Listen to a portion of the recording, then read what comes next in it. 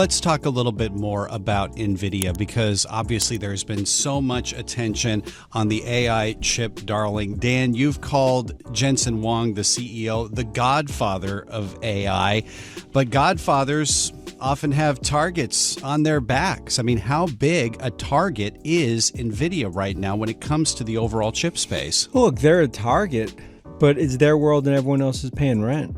In terms of where we are, I mean, they're chips, they're GPUs, and we've seen this across the board in our trips to Asia. It's the new oil, the new gold. And at the top of the mountain, it's the godfather of AI, Jensen Nvidia, in that Mount Rushmore of AI, along with Nadella and others that want to join. But they're miles ahead of the competition. It'll ebb and flow. A year from now, I think we're looking at $3-4 trillion market caps. This video centers on Nvidia's anticipated growth in the AI and technology sectors, with analysts projecting a major surge in its stock value due to the company's new AI-focused chips, such as the upcoming Blackwell series. Nvidia's innovations are seen as central to the AI revolution, and it is positioned alongside tech giants like Apple and Microsoft as a likely future trillion-dollar company. The speakers consider Nvidia's AI chips crucial to advancing everything from digital infrastructure to next-generation computing. In particular, the conversation highlights Nvidia's Omniverse technology, which uses digital twins to allow cities, corporations, and even the military to automate and digitize infrastructure. This capability means Nvidia's reach extends beyond tech firms and into public and private sectors that aim to digitize their physical assets, transforming how they manage operations. The video underscores that while Nvidia currently derives a large portion of its revenue from tech hyperscalers, it has yet to fully penetrate industries like government and urban infrastructure, indicating untapped growth potential. Finally, the experts predict Nvidia will play a key role in a global AI arms race, as countries and corporations compete for AI leadership. With only a small fraction of the market currently leveraging AI, Nvidia's chips and technologies could become foundational as more sectors implement AI-driven systems. The video suggests that as the AI market matures, Nvidia is likely to see substantial growth, placing it at the forefront of the AI transformation. The point is, this is just a near-term pullback that I believe is going to be short-lived. I think a year from now, we're looking at $3-4 trillion market caps. Godfather of AI, Jensen Nvidia, will be one of them, along with Apple and Microsoft.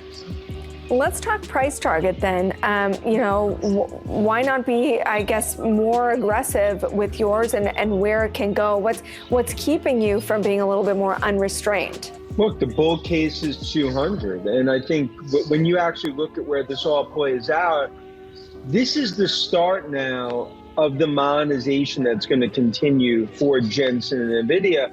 And I think it's all now going to be about the second, third, fourth derivatives of AI playing out over the next 6 to 9 months. Okay. Future chips. This, you're not talking after any splits or anything, right? We're just saying a clean $800, gonna 6x basically. Yeah, well, just so you know, when I was on last, it was 800, and I had said it was going to go to 8,000. It's split, now it's down. So I'm doing the math again, it's 800. So it's very simple. So I'm keeping the same multiples, but I'll actually take you through the math. Yeah, when I was here the last time, their revenues for the year was around 60 billion. We're basically saying they're going to go from 60 billion to 600 billion by 2030. And if you look at the multiple on that, that will grow around 10 times. If you look at the e-commerce cycle to the AI revolutionary cycle, it's about the same way. So if you look at Amazon, they were a $60 stock with 10 billion in revenue in 2005, and they grew to 100 billion by 2015, and their stock went to 600. So we're looking at about the same thing for Nvidia. We're saying the stock's at 80, and it will go to 800, and the revenue will go from 600 billion to 60 billion to 600 billion. So you can see there's a lot of thought gone through with this prediction. But just so you know, not to sound overconfident, it's actually inevitable, provided they can continue to make these chips, because the AI penetration in the economy right now is literally less than 1%. So you still have all the corporates, the cities, the municipalities, the governments, the militaries that are going to be spending money to make sure that they leverage AI effectively. So tons of money still to be spent. Government, municipal involvement about integrating AI into everyday life. Is that part of the process? What inning is that? When will we see it expand out of the private sector? Does that, I mean, because I would assume that's a pretty big gravy train that hasn't left. Yes, so right now I actually am talking to firms, and it's better to give real examples. So right now, all of the city governments are looking about how they can automate their buildings to become autonomous buildings, leveraging AI through digital twins. What people don't understand about Nvidia is not only do they have the chips, but they also have Omniverse, which is digital twins. And they also have CUDA, which actually provides the programming language. With that, you can actually provide a digital twin of a physical building, and you can run the entire building off your phone through the digital twin. So that will allow you to automate all of the asset infrastructure. Another conversation I had, which we have to be confidential, but with the federal government, they've appointed heads of AIs for each of the agencies. They want to digitize all their assets, which means that if they digitize all their assets, again, they'll be using digital twins to run, monitor, track, and operate them. So the bottom line is, NVIDIA's present penetration is, as I mentioned, 40%, which people think is a negative with just the hyperscalers, but that's actually the biggest positive. Those companies, those 4 hyperscalers, understand the benefits of AI, which is why they're actually leveraging it and spending more and more.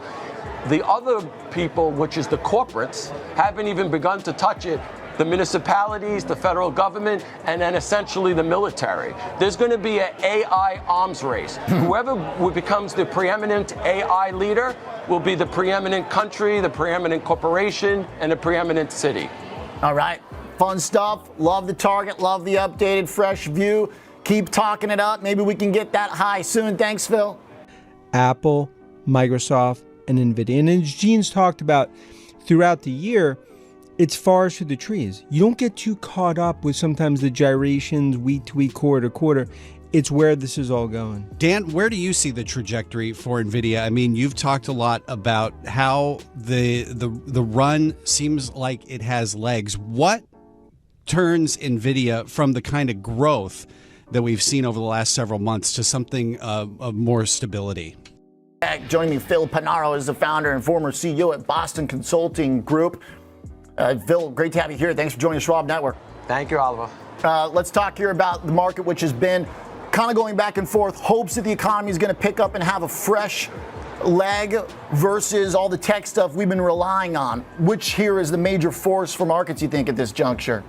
Well, from a NVIDIA standpoint, my belief is that they're waiting for the Blackwell to be released, which is the next generation chip.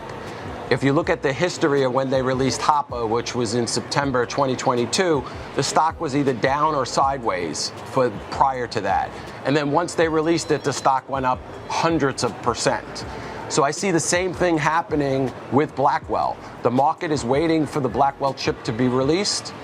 Hopefully in the fourth quarter. If that happens, you're going to see a huge explosion of the stock in 2025.